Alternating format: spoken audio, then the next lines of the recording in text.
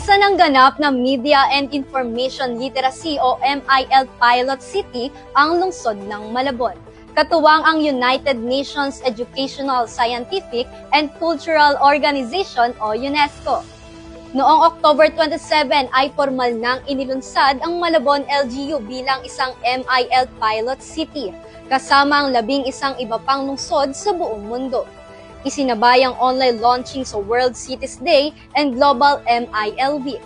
Pinangunahan ni Mayor Jeannie Sandoval ang presentasyon ng MIL initiatives ng lungsod.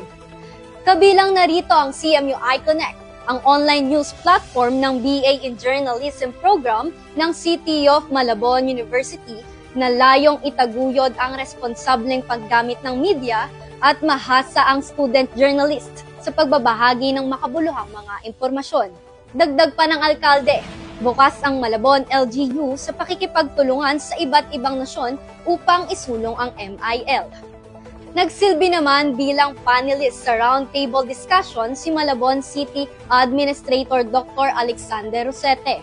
Ayon sa kanya, nakatutok ang lungsod sa mga out-of-school youth sa pamamagitan ng mobile learning caravans, community workshops, at offline MIL materials para maabot ang mga walang access sa internet o formal na edukasyon. Kanya ring ibinahagi ang mga programa ng lungsod, gaya ng pagbubuo ng MIL hubs at MIL ambassadors mula sa mga kabataang lider upang palakasin ang kamalayan at kritikal na pag-iisip ng mga Malabuenyo.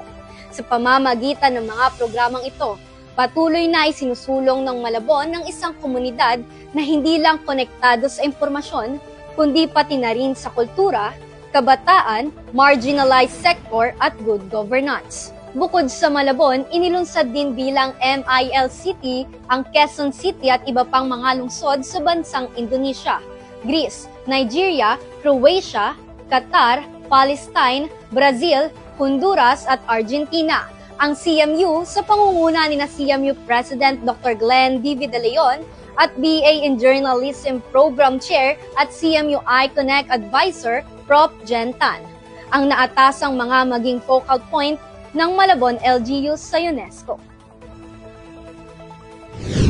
Manatiling konektado sa mga kaganapan sa loob at labas ng ating pamantasan.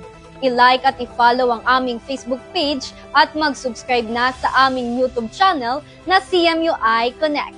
Ako po si Cassandra Acol. Konektado para sa kabataang Malabuenyo.